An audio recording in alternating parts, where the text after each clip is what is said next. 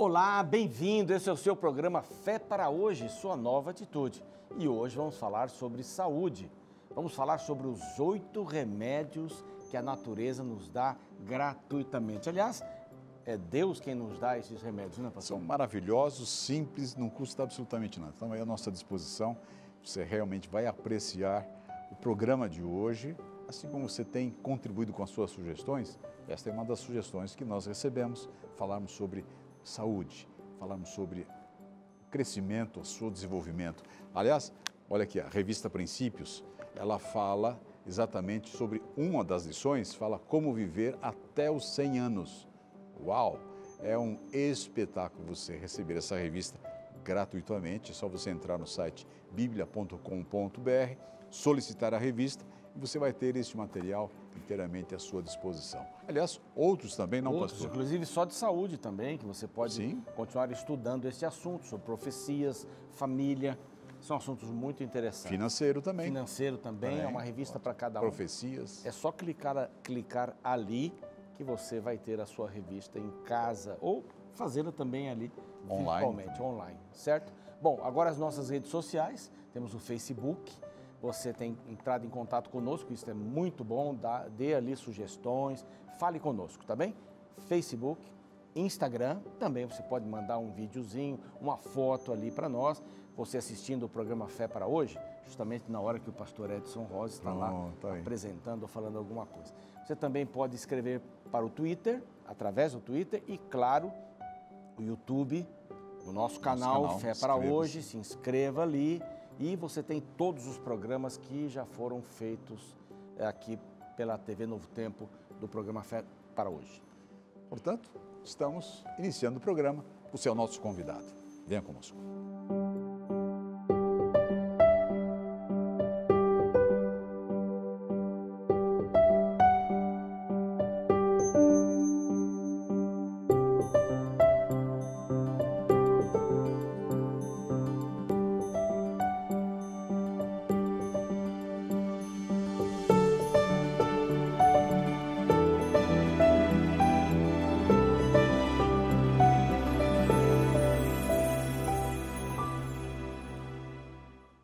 Você sabe, sempre trazemos personalidades muito especiais. As que estão hoje no programa já estiveram conosco apresentando um projeto muito interessante sobre saúde, longevidade. Doutora Lani Soares, biomédica, também mestrado e doutorado em imunologia, certo? E é professora no Centro Universitário Adventista Engenheiro Coelho. Obrigado por estar aqui conosco. Nada, mais uma prazer, vez, pastor. Retornar ao programa. E está trabalhando no seu E também pós-doutorado. cantora do Novo Sim, Tom. também, claro. Podemos esquecer desse E detalhe. está fazendo um pós-doutorado também. Um dia vamos convidar só para cantar aqui no programa. Né? Tá bom. E também o doutor Everton Gomes, que é cardiologista, coordenador da UTI do Hospital Adventista São Paulo, lá ali na Liberdade. E muito obrigado mais uma vez por ter aceito o nosso convite. Eu sei que a agenda de vocês dois são muito complexas, mas muito obrigado por dedicar esse tempo. Eu agradeço também o convite. No último programa que vocês estiveram aqui, nós falamos sobre o projeto Advento. Esse projeto que estuda a qualidade de vida, longevidade, é um projeto paralelo talvez a um programa, um estudo norte-americano que vocês estão aplicando aqui no Brasil. Como é que está esse projeto? Nós prometemos que vocês iam retornar para falar um pouquinho sobre ele. Vamos primeiro dar uma palhinha o que é um projeto. Isso, só para a gente lembrar. Sim. O estudo Advento é análise da dieta e hábitos de vida na prevenção de eventos cardiovasculares em adventistas do sétimo dia. Ele é um estudo que ele está sendo feito no Hospital Universitário da USP, juntamente com o Instituto do Coração do Hospital das Clínicas da USP. E o que ele visa? Ele pretende ver se os hábitos de vida, se a dieta, se outros hábitos aplicados dentro de uma população como os adventistas do sétimo dia, eles permitem ter uma melhor saúde. E se isso vai fazer diferença na longevidade das pessoas em uma segunda fase. Mas, nesse momento agora, se marcadores que nós conhecemos que estão associados com doenças, como, por exemplo, um colesterol, triglicerídeos, uma glicemia alterados, eles podem estar alterados se a pessoa tiver menos hábitos de saúde ou se eles podem estar protegidos, podem estar mais favoráveis se a pessoa tiver hábitos de saúde melhores. Ok.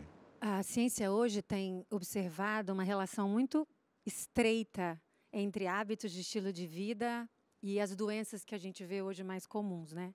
Então, esse estudo ele vem assim tentar mostrar para a gente a importância que esses hábitos têm hoje, como a gente entende isso hoje, na prevenção, né, ou não, dependendo daquilo que a gente tem adotado. Então, hoje a gente sabe que as doenças cardiovasculares estão aí as primeiras No top. em termos de agravo, né, levando à morte. Então, hoje é muito pertinente a gente estudar estilo de vida, os hábitos relacionados a ele que promovem saúde ou não. Quer dizer, já fica estabelecido assim que o estilo de vida está ligado diretamente Tem um ao impacto aumento muito grande. das Ele não cardiovasculares. tinha tanto peso assim no passado. Então, se achava que tinha outros fatores, genética. Na verdade, no século XIX, eles nem achavam que tinha relação com hábitos. E hoje a gente faz uma relação muito próxima.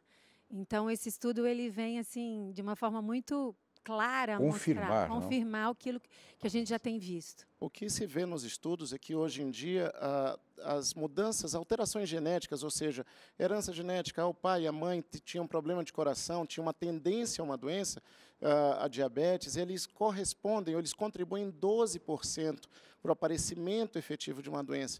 A maior parte das doenças, elas aparecem efetivamente por causa de hábitos de vida. E o que se estima, pelo menos nos Estados Unidos, é que por hábitos de vida não saudáveis, por hábitos de vida deletérios, se estima que a próxima geração vai viver menos do que a geração atual, por causa de hábitos de vida não saudáveis, obesidade, falta de exercício, um estilo de vida estressado. Todos esses juntos, eles fazem que a média de vida da população diminua. E até um contrassenso, né? Porque a medicina tem crescido tanto, tantas técnicas, tantos remédios, tantos tratamentos para dar longevidade. Exatamente. E nós estamos diminuindo porque não estamos fazendo a coisa básica. É interessante porque um grande programa que todo mundo via na década de 80, ele mostrava aqueles projeções futuristas que os homens iam viver acima de 100 anos, ia ser um lugar comum. E se investiu tanto em medicina, se investiu tanto em técnicas, exames, e, na verdade, não mudou muito a longevidade do que você tinha há 20, 30 anos atrás para agora, em relação à expectativa que se tinha.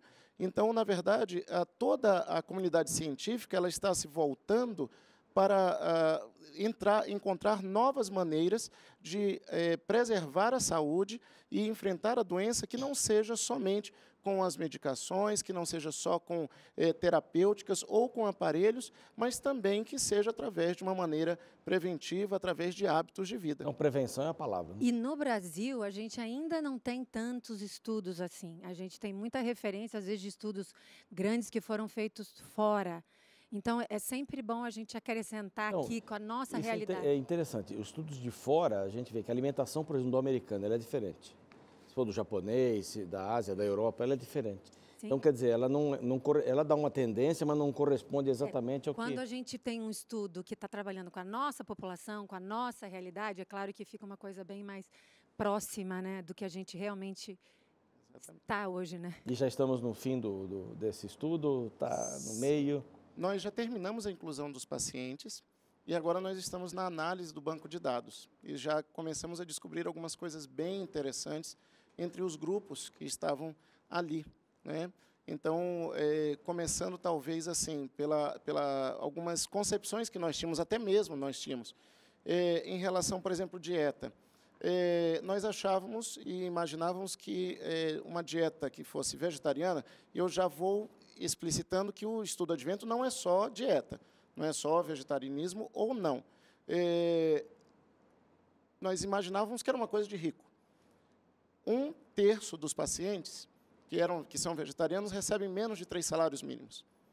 Isso é algo bem interessante, porque demonstra que uma boa parte das pessoas na vida real conseguem ter uma dieta vegetariana, ou pelo menos incluir mais frutas, verduras e legumes na sua dieta, e ter um recebimento de salário um pouco mais abaixo do que a maioria poderia imaginar, não é? Então, até porque nos estudos, nos Estados Unidos, por exemplo, eles fazem uma relação entre socioeconômica e escolaridade com esse tipo de estilo de vida mais saudável. E, às vezes, a gente não vê a mesma coisa, a gente tem diferenças. Então, por isso que é importante a gente ter um estudo assim bem próximo da nossa realidade. A outra questão é o seguinte, a questão da raça. Então, assim, você imagina que, como a própria professora Lani falou, que você tem logicamente, que pessoas que são vegetarianas, nós tivemos também uma diferença aqui em relação à escolaridade, mas raça, por exemplo, não teve diferença.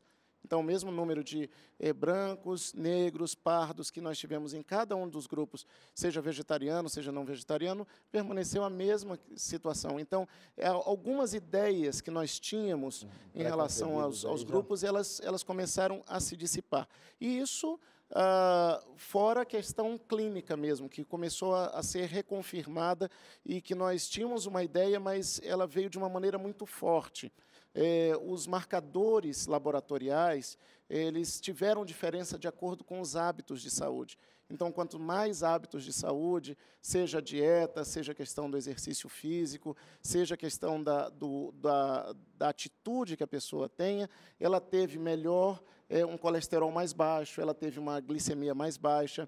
E o que foi mais importante, mais interessante, que talvez sejam as duas novidades agora. A primeira, em relação ao score de cálcio coronário, né? O score de cálcio coronário, só para colocar para vocês, foi feita uma tomografia muito especial com todos os pacientes, que era quase equivalente a um cateterismo cardíaco, mas sem a pessoa fazer o cateterismo. Então, ela fazia uma tomografia e via quanto de cálcio tinha nos vasos do coração. Porque o cálcio está relacionado ao comprometimento de obstrução do vaso. Então, onde tem, na verdade, aquele processo inflamatório Quanto ali, mais cálcio, aí tem cálcio. Mais obstrução. Todos os estudos mundiais tinham demonstrado. E, de acordo com os hábitos de saúde, a parte da população dentro do estudo que teve melhores hábitos de saúde, ela teve menos cálcio nas coronárias, ou seja, é um indicativo que futuramente vai ter menos obstrução nas coronárias e menos processo inflamatório, ou, para a nossa parte, no ponto de vista geral, menos risco de doenças cardiovasculares, menos infarto, e assim vai. E a outra coisa que foi bem interessante, que está sendo analisado ainda, que é um projeto da professora Naomi, que também é lá do UNASP, é psicóloga, está havendo a parte de cognição, ou seja, da parte do pensamento junto com a parte de dieta e hábitos de vida. E, de acordo com os hábitos de vida, a cognição, ou seja, a maneira da pessoa raciocinar, memorizar, ela foi melhor. Isso nos surpreendeu completamente, que nós não esperávamos. Não, veja bem, não é que nós não esperávamos, dentro do contexto do que já se conhece, até se espera da Bíblia, tudo mais, mas do contexto científico nós temos que ter sempre um rigor grande e um certo expectativa em relação à situação. Mas os primeiros resultados eles foram bem interessantes, que não tinham sido mostrados em nenhum outro estudo. E é sempre bom lembrar que a gente fala em hábitos, né? A gente nunca fala em um ou outro. Sim. E a gente vai conversar aqui também dos princípios de saúde ou dos remédios naturais. A gente fala de um conjunto. Então, é sempre assim. Exatamente essas ideias ou esses encontros que vocês estão tendo agora, esses resultados que vocês estão encontrando agora, simplesmente demonstram, reforçam de que hábitos alimentares saudáveis, como esse que nós mencionamos, 8 remédios naturais, são, sim, importantes. Mas a alimentação é uma parte. É um dos 8. Okay. Aí a gente entra com o exercício físico também, porque a gente sabe se a pessoa faz exercício físico ou não. Exatamente. Então, tem outros hábitos que são associados aí. Mas não é só a dieta. Porque, por exemplo, o que acontece? Foram feitos estudos externos que eles compararam pessoas que tinham uma alimentação adequada, mas eles não faziam exercício físico. E eles compararam com pessoas que faziam atividade física e fumavam. e o risco de cada um ficou parecido. Veja bem, eu não estou dizendo, ainda mais como cardiologista, que a pessoa tem que fumar e se fizer atividade física estava tudo certo. Mas o que acontecia? Cada grupo tinha um hábito saudável e tinha um hábito não saudável. E um anulava o outro. Então, assim, ela fazia atividade física, mas se ela fumasse, é como se não valesse nada. Então, eu muitas vezes tenho pacientes no consultório que fazem atividade física e fazem atividade física de ser maratonista, mas muitas vezes têm o hábito de fumar. Infelizmente, a pessoa ela pode até retardar por algum tempo o aparecimento de doenças cardiovasculares, mas, indubitavelmente, eu já tive alguns casos da pessoa, depois de algum tempo, ter que pedir um cateterismo para a pessoa, porque uma hora vai aparecer o problema. Ela está retardando e ela cria a falsa impressão que ela está se protegendo mais do que as outras pessoas. Mesma questão é a alimentação. A alimentação ela é importante? É, mas ela tem que estar junto com o estilo de vida. A pessoa tem que ter água, ar puro, luz solar. Vamos começar por aí. Didaticamente. Vamos começar por aí. A questão da água. A educação física, que já mencionamos agora, é extremamente válida, está aqui entre os 8 remédios naturais que estão disponíveis aí. Mas esse tão simples que é a água. Água é uma coisa simples, né? Qual a quantidade de água a gente tem que beber? Muitas vezes a gente diz, eu tomo suco, tomo isso, tomo aquilo. É água também? Tá valendo nisso, né? A gente costuma ensinar o seguinte, pelas referências que a gente tem. O ideal, tem alguns trabalhos que falam 30, outros trabalham 35, a gente trabalha com a média maior. 35 ml por quilo. 35, vamos fazer um cálculo aí para 35 ml por quilo. Então, essa é uma quantidade ideal para você. Sem contar nenhum outro líquido. Nós estamos falando de água, então os outros líquidos não substituem. Então, eu bebi suco, eu bebi refrigerante, nem pensar, né? Refrigerante está fora. Refrigerante é... Então, é assim, aquela ideia de 2 litros por dia, eles vêm da média da população, que é 70 quilos. Então, dá em torno de 2.100, 2.200, que é mais ou menos... Mas quem tem uma massa maior vai precisar de mais água. Quem tem 100 quilos, vai dar uns 3.000 ml dia. Quem tem um pouquinho menos... São 3 litros. Quem pesa 50 quilos... Deixa eu tomar um pouquinho mais, então, porque eu acho que por isso que eu já tomei minha água aqui, um pouquinho. Mas, e também, de acordo com o clima, nós temos que tomar cuidado, porque às vezes as pessoas elas moram em regiões mais secas ou mais quentes, você tem que se hidratar adequadamente. Trabalha no ar-condicionado o dia inteiro. Exatamente. Resseca mais, né? O ambiente é mais seco, a e é enganoso. Não é porque muitas vezes a pessoa acha que não tem necessidade. Ou então, quem trabalha muito no comércio, quem trabalha muito andando para cima e para baixo, se retém de tomar água. Para não ter que ir ao banheiro. Para não ter que ir ao banheiro. E tenho muitos pacientes que, às vezes, aparecem com algum problema renal, com algum problema aumentou a creatinina, às vezes pessoas até jovens, que é uma das substâncias que está ali mostrando a função do rim, e por causa que não toma água adequadamente. A água, ela lava o nosso organismo das impurezas que nós vamos fabricando. Ele vai mantendo até as juntas, elas vão ficando mais azeitadas, e é importante também para a inflamação. E se a gente tomar em jejum, isso é uma coisa muito saudável. Quando acorda em jejum, beber água. Todos os dias. Ajuda a dar uma intestino, vai tudo. O intestino vai funcionar, a pele. Já desperta o corpo. O corpo já começa a ficar mais ativado. Então vamos lá pro ar. Vamos pro ar. Ar puro. Ar puro. Então, tanta poluição, como é que a gente consegue fazer isso? Não, mas a gente tem que pensar o seguinte, a gente vive muito pouco sem ar. Nossas trilhões de células dependem do oxigênio o tempo inteiro. No ar não tem só oxigênio, tem a água também, que a gente também precisa. Então, na atmosfera tem muita água e essa água também entra. Mas vamos pensar no oxigênio. As nossas células todas dependem dele para produzir energia, para realizar suas funções. Então, ele tem que chegar a todas as células o tempo inteiro. O princípio básico é esse, para que tudo funcione adequadamente. O que acontece? Quando a gente não respira direito, quando o nosso ar não tem qualidade, a gente começa a dar uma subdose de oxigênio ou uma subdose de água. Você falou de respirar direito, quer dizer, a gente pode estar respirando errado. Na verdade, muitas vezes nós respiramos superficial. Ou seja, a gente... O bebê que respira direitinho. O bebê respira diafragma, né? Respiração usando esse músculo aqui importante. E ele respira usando o pulmão todo. A gente começa a respirar muito superficial. O pulmão direito tem 3 lobos, o pulmão esquerdo tem 2. E às vezes a gente vê comprometimento na parte inferior, porque as pessoas nunca fizeram, por exemplo, um treino bom. Fazer respirações profundas. Aquela que você expira bastante, tira todo o gás carbônico, daí você faz aquela inspiração bem privilegiada para o pulmão inteiro realmente fazer a troca, né? Ou então a pessoa ela não está acostumada a respirar direito e ela vai fazer uma corrida rápida e, de repente, ela começa a sentir uma dor que vai aqui do lado. Isso muitas vezes acontece justamente por essa falta desse treino respiratório antes.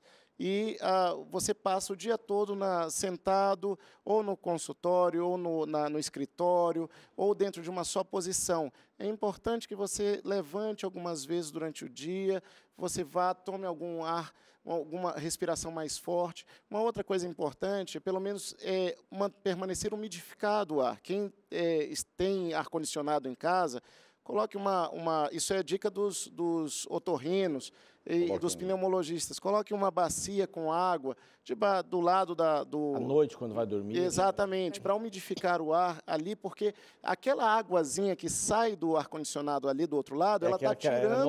Era nossa. Exatamente, e ela está tirando aqui justamente da sua respiração. Isso é importante também para você manter a qualidade do ar. Agora, em locais poluídos, por exemplo, ninguém vai fazer um exercício físico intenso na hora de um sol forte, num lugar que a gente sabe que tem muita fumaça de carro, de caminhão. Então, a gente vai procurar, nesse caso, espaços com mais verde, porque a gente sabe que é o verde dentro desses ambientes que vai fazer a troca para a gente, né? Então, nesse caso de cidades grandes, aí nós temos parque, né? Parques, locais onde a gente tem... E aí você vai para um outro elemento, que é a luz solar. Né? Luz solar. Você vai ao ambiente livre, aí você vai ter a luz solar. A luz solar, a gente costuma sempre vê-la como um vilão, né? Tomar sol demais dá câncer. Mas a gente esquece que o sistema imunológico, ele depende totalmente do sol para várias coisas. Primeiro, para a produção do hormônio do bem-estar, né? Para a serotonina. E para a gente... Por isso que ambientes, cidades muito fechadas, nubladas. Suicídio, isso, começa a ter depressão sazonal, até nos meses mais frios, né? Mas tem uma outra coisa muito importante que a gente às vezes não lembra, que é a vitamina D. E a vitamina D é fundamental para o sistema imunológico. Existe ali uma parte de transição da imunidade mais básica, que a gente chama de inata, para uma imunidade mais específica, que é adaptativa, que ali a gente tem uma fundamental importância dessa vitamina, que às vezes a gente nem lembra dela. E ela vem da ação do raio solar na nossa pele. Qual o melhor horário? Já falaram para mim, olha, antes das 9, depois falaram, não, tem que tomar o meio-dia. Meio-dia. 15 minutos, e aí? Aí é que está a questão. Não, você tem que passar protetor solar. Antes de pegar nisso daí, também ela falou bastante da imunidade, porque é a área dela, né? Mas deixa eu falar também da minha, porque vitamina D, nos últimos 10 anos, o que mais tem se batido na cardiologia é a importância da vitamina D para a saúde cardiovascular. Então, ela é importante tanto para a elasticidade dos vasos, como também se sabe que a vitamina D, se ela estiver no nível normal, você vai ter menos placa de gordura nas artérias. E também se sabe hoje em dia que a vitamina D, as pessoas com deficiência de vitamina D, têm mais tendência para a obesidade. Então, assim... E está tudo ligado com sistema imunológico. E está tudo ligado com o sistema cardiovascular. Tudo ligado com tudo. Tudo ligado com tudo. Ligado com tudo. Não, mas a gente vai brincando assim, mas o que acontece no meio das coisas? Hoje em dia está aquela questão das pílulas, né? Toma um comprimidinho de vitamina D e tudo mais. O grande problema é que a vitamina D que ela é colocada, suplementada, ela dura só 8 horas dentro do organismo e depois ela vai embora. Ela é importante, é essencial quando a pessoa tem uma deficiência grande e tudo mais, mas a vitamina D, que ela é realmente fixada no organismo, é aquela que vem da luz solar. O que acontece aí? A vitamina D mais absorvida é aquela que é do UVB, que é no horário ali do meio-dia, às 2h, tudo mais. Só que a Sociedade Brasileira de Dermatologia, ela não recomenda muito isso daí por causa do aparecimento de lesão de pele. Então, o que acontece? Tenta aquele horário em torno de 9h da manhã, ou então depois de 3 da tarde, 15 minutos, pelo menos 3 vezes por semana, que você já produz o que é necessário. E outra coisa, esse tempo no sol, ele equivale a 200 copos de leite. Uau. Então, muitas vezes você pega e vai lá e vê, olha, enriquecido com cálcio e com vitamina D, mas você pegar a luz do sol, ela é um remédio muito melhor. É uma coisa de graça e nós não estamos mais fazendo isso. Exatamente. A gente se esconde do sol o tempo inteirinho. Então, mas tem alguns trabalhos mostrando que a gente precisa desse horário mais intenso, por causa do comprimento de onda do sol. Então, 10 minutinhos, a gente não vai ter problema de pele dermatológico. Isso, esse é o problema. E aí a gente vai conseguir converter a vitamina D e o corpo faz o controle, não vai ter excesso. Quando a gente tem a ação natural, o corpo vai fazer o controle. Então, ninguém está falando para você ficar exposto no sol mais intenso por muito tempo. É um pouquinho.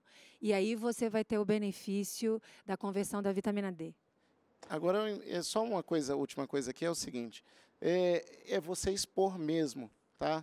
Se for possível, o braço... Vai de chapéu e de... Exatamente. Não adianta cheio de roupa, né? Tinha um caso interessante que era assim, tinha um zelador que ele estava com uma vitamina D bem baixa. Ele disse assim, eu pego o sol todo dia. Aí, como você pega o sol? Ah, não, vou lá no meio-dia. E qual a roupa que você está? Ah, eu uso isso daqui, olha. Só o braço, as mãos e o rosto dele que estava no sol. Então, não tinha como ele... E a gente nem aconselha que o rosto seja exposto nesse horário. Expõe outras partes do corpo. Exatamente. Gente, nosso tempo voou, não passamos mas pelos já 8 vamos remédios. repetir esses dois. Nós vamos ter água, luz solar. Então nós vamos fazer um outro programa para vocês poderem cobrir pelo menos esses 8 remédios. Nós já falamos de alguns, mas já está aqui o convite. Vamos ver se a gente acerta um horário para a gente poder fazer esse outro programa, tá bom? Pastor Ronaldo fechando. E assim, agradecendo vocês aqui, mas só queria lembrar um texto bíblico que é conhecido na Bíblia Sagrada. É o primeiro verso da Bíblia. Está em Gênesis capítulo 1, verso 1. Diz assim, no princípio criou Deus o céu e a terra. É sempre bom lembrar que Deus é o Criador de todas as coisas. E Ele não deixaria de nos dar saúde através de tudo aquilo que Ele criou. Ele criou a água, criou o sol, criou as partículas de ar, as moléculas de ar para a gente respirar. E outros remédios mais, que nós vamos ver nos próximos programas, de graça. Ele é o Criador de todas as coisas. Então, quem criou mantém a vida. Só que nós temos que ser obedientes ao que o manual reza, não é? Então, as pessoas que vivem à base de uma alimentação completamente fora dos padrões, muito artificiais, né? Isso que eu quero dizer, que mantém uma vida sedentária, que não fazem exercícios, que bebem pouca água, né? É muito importante a gente conhecer bem esses remédios da natureza. Você pode conhecê-los assim como uma avant-première com a revista Princípios. Ali você tem um estudo que fala sobre os 8 remédios da natureza. Então vamos agradecer a esse Deus maravilhoso pela oportunidade que nos dá de termos saúde pelas coisas que Ele fez. Estaremos orando por você e pelas suas decisões. Programa Fé para hoje, sua nova atitude. Tome algumas atitudes hoje.